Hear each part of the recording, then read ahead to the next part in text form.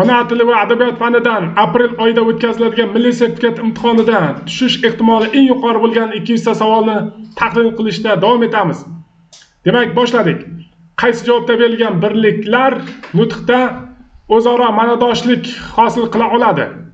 A javobda yuz, obro', nufuz. Albatta to'g'ri keladi bu javob. Nega deganda farzand ota-onaning yuzi, farzand ota-onaning obro'si, farzand ota-onaning nufuzi mos keladi.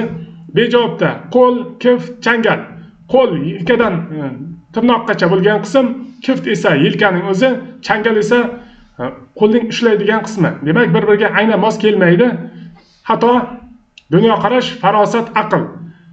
Demak, dunyoqarash farosat bilan aqlga mos kelmaydi.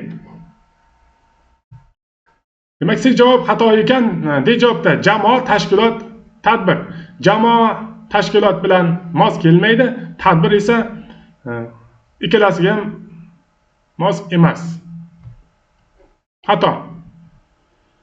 Kerakli ma'lumotlarni o'tkazib yubormaslik uchun Instagramdagi sahifamizga obuna bo'ling.